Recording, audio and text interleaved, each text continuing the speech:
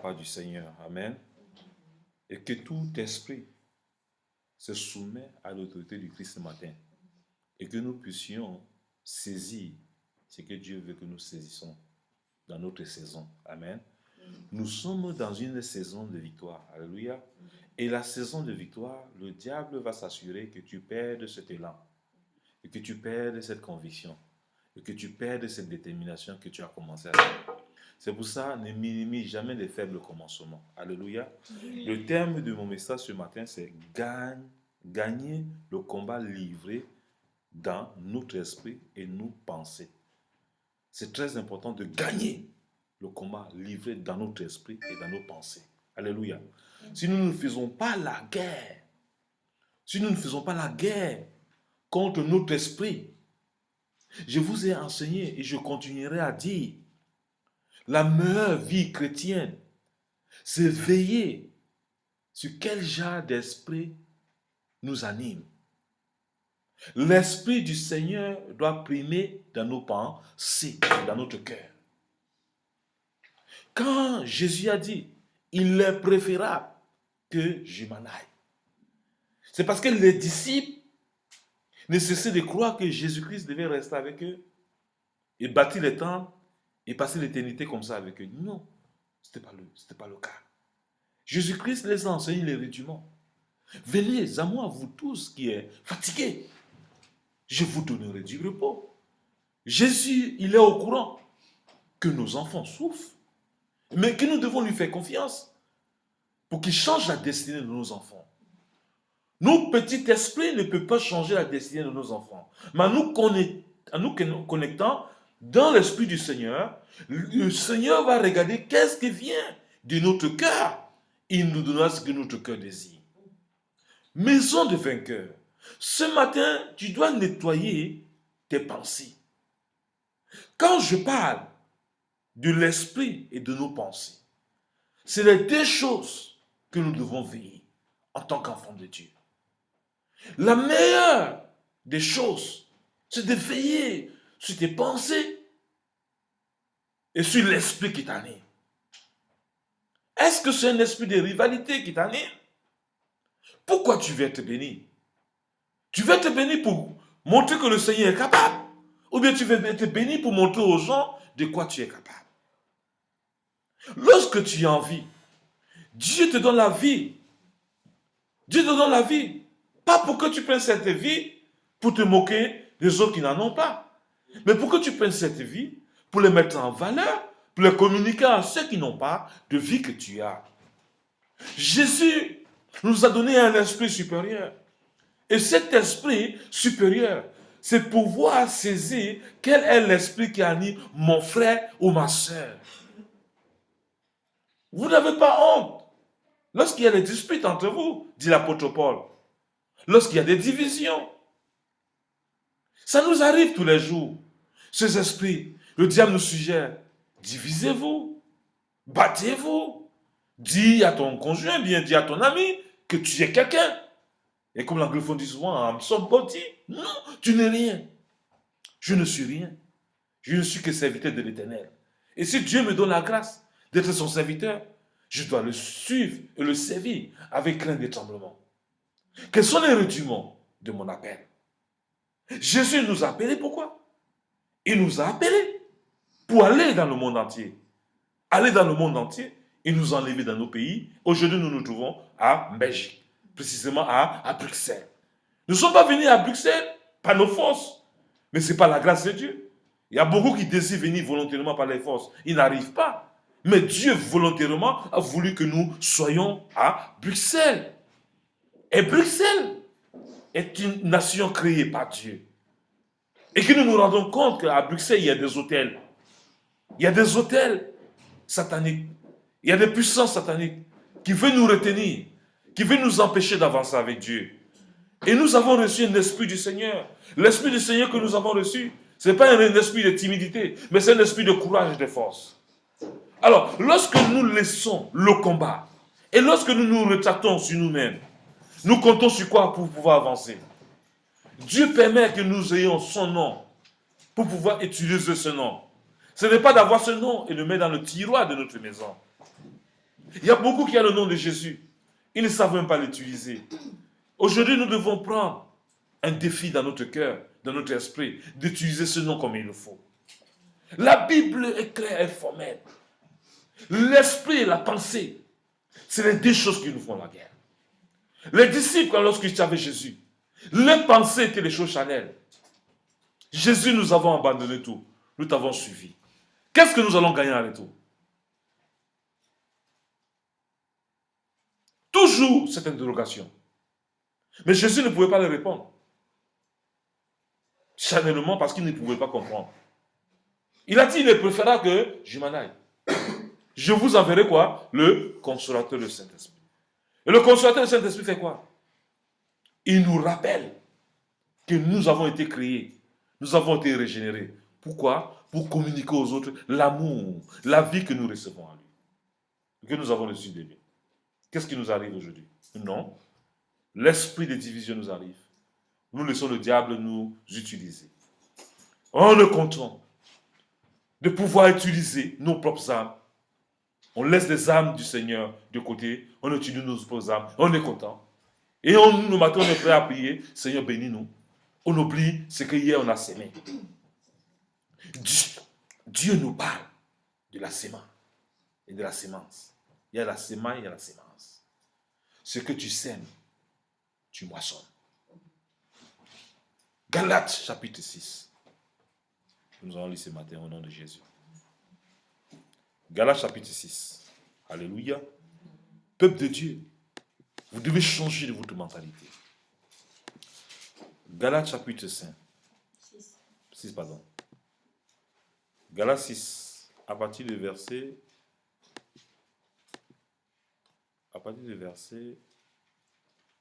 7. Ne vous y trompez pas, peuple de Dieu. On ne se moque pas de Dieu.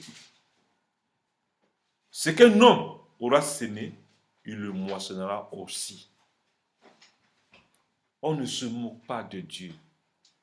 On ne se moque pas de Dieu. Peuple de Dieu, on ne se moque pas de Dieu. Je vous disais tantôt, le message de ce matin, c'est gagner le combat, livré dans notre esprit et nos pensées. Mes soeurs, mes frères, il faut gagner le combat. Il ne faut pas être vaincu de ce combat. Le combat, il est réel. C'est chaque jour. C'est pour ça que Jésus a dit, celui qui veut me suivre, prend quoi? Sa croix et me suit. Ta croix, c'est quoi? Ta croix, c'est quoi? C'est les difficultés que tu vis. Ta croix, c'est quoi? C'est la calomnie qu'on fait sur ton nom.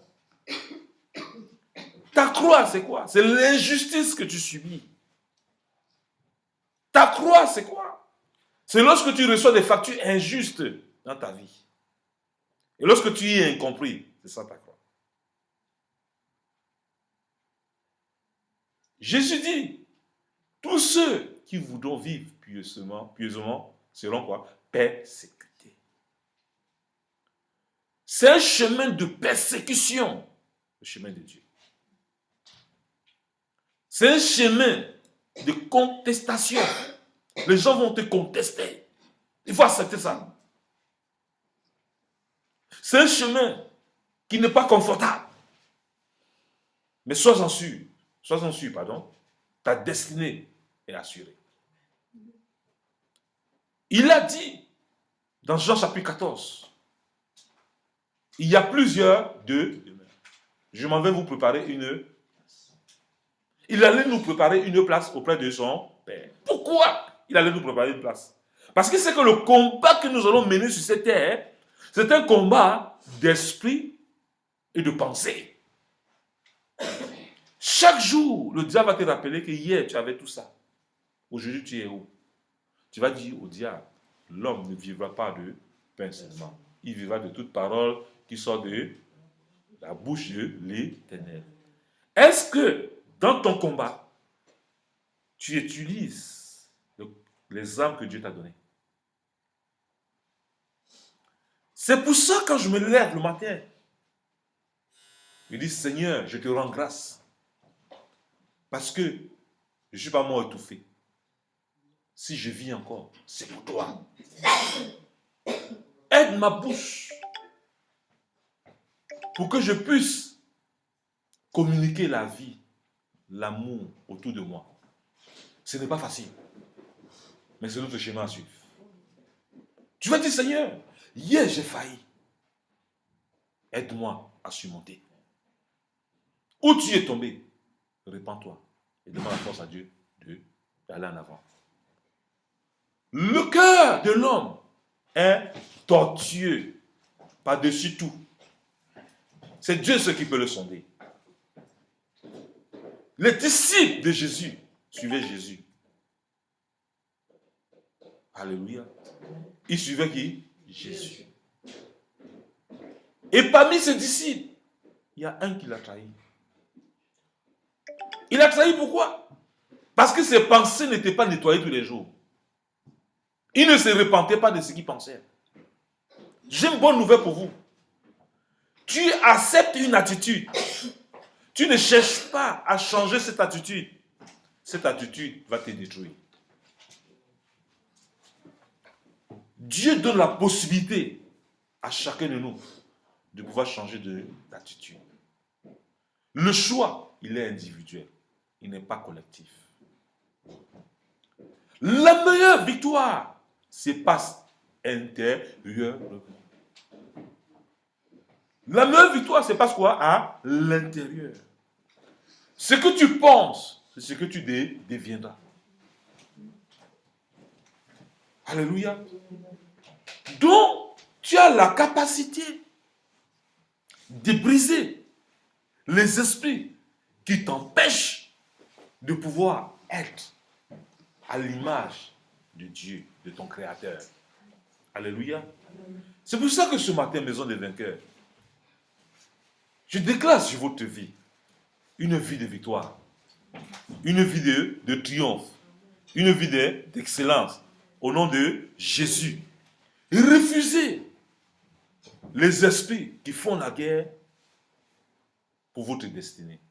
Alors j'ai intitulé ici plusieurs façons pour arrêter de penser les mauvaises choses quand Dieu vous rend conscient que vous entretenez une mauvaise pensée. Arrêtez de méditer sur la mauvaise pensée. Quand Dieu te donne la grâce et l'opportunité de comprendre que tu médites une mauvaise pensée dans ta vie, alléluia, prends la force à Dieu, dis que je refuse ces mauvaises pensées. Alléluia, c'est une guerre intérieure. La marche chrétienne, elle est individuelle. Alléluia. Moi qui vous parle, votre papa, je ne supporte pas les mauvaises paroles. Je me connais. Je prends le temps pour digérer. Chaque jour que Dieu me témoigne, je demande la force à Dieu de m'aider à sortir de là. Alléluia. Et je demande cette force et que sa grâce soit sur ma vie. Il y a d'autres personnes, quand ils parlent, ils oublient ce qu'ils ont dit. Mais moi, je retiens facilement. Et ça peut me détruire. Je veille devant Dieu pour que Dieu puisse me délivrer totalement de ça. C'est très important. En tant que votre papa, si j'ai vu ça, tu peux vivre autre chose. Je ne sais pas, vous comprenez. Mais c'est le diable qui veut que tu retiennes les mauvaises pensées pour que ça te détruise. Vous savez, quand tu retiens les mauvaises pensées, ça enlève ta joie. Alléluia. Tu as pas envie de vivre. Tu ne vis pas pour quelqu'un, tu vis pour Dieu. Alléluia. Dieu te dit, viens à moi. C'est un fardeau. Dépose, ce n'est pas évident. Et je bénis le Seigneur, j'ai réussi à déposer au nom de Jésus. Alléluia. C'est pour ça que je dépose, que je m'assois ici, je prêche encore. Alléluia. C'est comme ça la croix. Tu portes ta croix. Ce n'est pas tout le monde qui m'applaudit. Hein. Ce n'est pas tout le monde qui m'apprécie. Et ce n'est pas tout le monde qui apprécie Jésus. Il donne sa parole pour que nous comprenions que le combat ne vient pas de l'extérieur. Ça vient où? De l'intérieur. Et ça vient de l'intérieur comment? Pas des mauvaises pensées. Vis-à-vis de ton frère, de ta soeur. Si tu ne veilles pas sur ça, là, tu vas mener la guerre satanique dans ta propre vie. C'est pour ça que nous devons veiller. Alléluia. Nous devons veiller sur ces choses. Deux choses. Nos pensées. Et quoi encore? L'esprit. Et l'esprit. L'esprit des rivalités. Ça nous fait la guerre. Alléluia. C'est pour ça que la Bible nous éclaire dans le verset 7. Qu'est-ce qu'il dit? Ne vous y trompez pas. On ne se moque pas de Dieu. Ce qu'un homme aura sémé, il le moissonnera aussi. Tu passes ton temps à calomnier mal contre ton frère ou bien ta soeur. C'est une mauvaise sémence. Et quand la mauvaise sémence, ça veut dire quoi? Ça veut dire que cette mauvaise sémence, quand elle va germer, elle va produire quoi? Des fruits. Et le fruit que ça peut produire, c'est quoi? La haine. Quoi? La division. Quoi? Les tueries, les meurtres. Tout ça là, ça ne vient pas d'un jour. La vengeance, ça ne vient pas d'un jour. Tout ça, c'est les pensées que nous entretenons. Et ça commence à grandir, ça devient un abus, un grand abus dans notre quoi? Dans notre cœur. Et personne ne peut le déraciner. Sauf toi-même. C'est pour ça que chacun de nous, vous allez inviter le Seigneur dans votre vie. Pour que Dieu vous aide à déraciner cet abus. C'est là. Vous l'entretenez, vous. C'est un territoire chéri. Si on attaque chacun de vous ici, là, vous allez dire ce que les gens vous ont fait du mal. Vous allez citer tous les détails. C'est les mauvaises semences qui détruisent la bonne semence du Seigneur en vous. Jésus dit, avant d'enlever la paille dans l'œil de ton frère, enlève la poutre. Ça veut dire que la paille, elle est inférieure à la poutre. La poutre, c'est quoi? C'est un grand arbre, comme un baobab, qui est logé en toi. Ce baobab-là, c'est quoi? C'est la haine que tu entretiens contre ton frère et ta soeur. Peut-être tu entretiens une haine depuis 15 ans, depuis 20 ans, depuis 30 ans. Ça te suit. Et d'autres personnes paient le prix de cet arbre en vous. Ou parce que vous n'avez pas déraciné cet arbre-là, il est en vous. Et de temps en temps, ça sort quoi? Ça sort des pics de cet arbre-là. Alléluia. Parfois, même votre enfant va passer, il va casser un verre. Le mot que vous allez dire à votre enfant, en fait, ce n'est pas ces mots-là, mais c'est le mot que vous voulez dû dire à une personne depuis il y a 30 ans. Alléluia. Vous n'avez pas pu déraciner cet arbre. Elle a continué à quoi? À pousser, à germer. C'est pour ça que Dieu nous amène à quoi? À une repentance. À couper quoi? Des liens. Les liens de servitude nous suivent. Les liens de la médisance nous suivent. De la haine, ça nous suit. Alléluia. J'ai béni le Seigneur. J'ai été élevé par une marâtre. Alléluia. Je vous assure, j'ai béni le Seigneur. Je n'ai jamais, me souviens même plus de ce qu'elle me faisait. Mais je vous assure qu'elle me maltraitait. Mais je vous dis, j'ai béni Dieu parce que Dieu m'a aidé à annuler ça dans mon esprit. Mais quand ça me vient, franchement, je vois le bon côté de la personne. Je ne vois plus son mauvais côté. Je vois seulement que la marade qui m'a élevé avait tant de méchanceté. Alléluia. Elle était en train de me bâtir pour le Seigneur. Si je passais par entre ses mains, il y a beaucoup de choses que je ne devais pas comprendre de la vie. Et j'ai pris ça en disant que ça concourt à mon bien. Aujourd'hui, je sais préparer grâce à elle. Parce que je rentrais souvent à certaines heures impossibles. Elle me punissait pour mon bien. Moi, je prenais que c'était mauvais. Les enfants rentrent chez eux à 18h, moi, je rentre à 21h. On me punit. Que tu ne manges pas. Moi, je trouvais que c'était méchant. Mais moi, aujourd'hui, je trouvais que c'était bien pour moi. J'étais obligé d'entrer à la cuisine à 21h. Faire moi-même mon propre plat pour pouvoir manger. Donc, si je ne savais pas mettre le sel et les oignons, je devais apprendre forcément. Alléluia. Et j'ai appris. C'était dur. Quand je regardais ma tante, quand je regardais ma malade comme ça, ma tante, j'ai regardé les yeux, la fixé à mon bas âge. J'ai fixé ma tante. Comme si je suis capable de la bastonner. Si elle lève son pouce là, elle m'aurait enterré vivant. Mais j'ai béni le Seigneur qu'elle n'avait jamais levé la main sur moi. Je sais que peut-être j'aurais un membre cassé. Alléluia. J'ai béni le Seigneur pour ça. Il bénit le Seigneur pour sa vie. Alléluia. Amen. Dans la maison, là, parfois j'allais, je rentrais à 21h, il y a les assiettes, vous savez, en Afrique, il y a les assiettes qui étaient plus que ma taille. Une montagne. On me dit, tu ne laves pas les assiettes là, tu ne dors pas dans la maison. Alléluia. Je regarde les montagnes, les assiettes. Je commence à pleurer. Elle dit, les pleurs là, ça ne va pas changer ma décision. Je suis obligé de laver jusqu'à 1h du matin. Quand elle lave ça bien jusqu'à 1h du matin, je me couche, je dors. Le matin, ça, on se moque de moi. Oh, le gars a fait la laver les assiettes. Alléluia. Même ma propre grande soeur, ma mère, était contre moi à cette époque-là. Mais pour mon éducation, je ne savais pas. Mais aujourd'hui, c'est mon bien. Alléluia. Je me dis, si, mes enfants aussi, rentrent tard comme ça, je fais comment?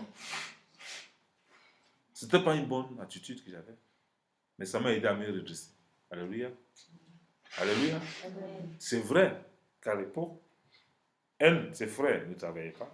C'est elle qui me faisait travailler, m'envoyait à gauche, à droite. Mais ses mêmes propres frères qu'elle n'envoyait pas de gauche à droite, je vous dis aujourd'hui, sont des vieux gâtés. Ils vivent encore dans les maisons de leurs parents. Ce n'est pas une bonne chose. On ne les a pas aimés. On ne les a pas aidés. On les a détruits. Parce qu'ils ne savent pas se prendre la charge. Ils accouchent les enfants de gauche à droite. Ils ne savent pas s'il faut se marier ou pas. Chacun d'eux au moins 7 enfants ou 8 enfants. Les mères différents. C'est pas... Vous voyez un peu ce que je veux dire? Je veux dire que je prie pour eux, pour que Dieu se révèle à eux. Alléluia. Dieu s'est révélé dans ma vie. Et je me rappelle même ce que quand je ne connaissais pas Dieu, le traitement comme eux me faisait. Je refuse que les mauvaises semences là minent ma vie. Alléluia. Quand c'est une mauvaise semence, je brise cela au nom de Jésus. J'ai eu des traitements même de maison. Je vous dis, si je n'avais pas Dieu, même le temps d'amène, je ne peux pas le temps d'amène. Mais je bénis Dieu aujourd'hui. Je les salue, tout se passe bien. Alléluia. Il n'y a plus ça dans ma vie.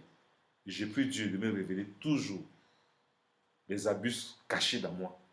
Chacun de nous, nous avons des baobabs à nous, qui sortent des pics à chaque moment. Vous savez, quand le baobab grandit là, les pics c'est quoi? C'est les branches. Ça commence à sortir en vous. La branche là, quand ta femme va à gauche, la branche est mauvaise semence en toi, elle te dit oui, pourquoi elle va à gauche? Au lieu d'accepter, c'est quelque chose de normal, mais tes branches se disent c'est anormal. C'est une pique qui sort. C'est pas ta femme qui a un problème, mais c'est ce que tu as enduré en toi qui a un problème.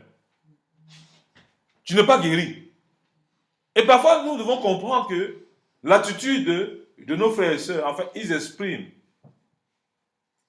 les abus qui n'arrivent pas à déloger ça dans la vie. Vous vivez par exemple dans une maison. Vous êtes incomplice. Vous priez. Personne, les gens vous critiquent. On vous dit c'est pas comme ça qu'on prie. On ne fait que vous juger. Gardez le silence. En fait, les gens là veulent vous dire en fait qu'ils ont vécu des expériences qu'il faut les aider à sortir de là. Ce n'est pas vous qui les énervez. Mais ce qu'ils auront dû faire, ils n'ont pas pu faire, mais ils vous voient faire. Ils sont jaloux, ils ne savent pas comment vous imiter. Mais continuez. Alléluia. Dieu seulement dit, en son tout genoufflé, tout langue confesse que Jésus est. Apprenez à prendre autorité. Alléluia. Vous prenez autorité contre l'esprit de quoi? De division. Vous refusez de participer à l'esprit de division. Par quoi? Par votre vie de silence. Je vous dis une chose. Parfois, votre silence calme la tempête. Jésus était avec ses disciples dans la barque. Alléluia. Dans la barque, il faisait quoi? Il était allongé. Il dormait. Vous allez voir ça dans Matthieu chapitre 5. Alléluia, plus tard. Alléluia. On dit quoi? Là, le bateau était en train de faire quoi? Jésus gardait quoi? Quelque part, je me suis dit, Jésus disait, si je meurs, c'est pour moi. Si je vis, c'est pour moi. Mais vous voulez voir si les disciples devaient utiliser leur autorité. Est-ce que les disciples ont utilisé leur autorité? Alléluia. Les disciples ont utilisé leur autorité. Pourquoi ils n'ont pas utilisé leur autorité?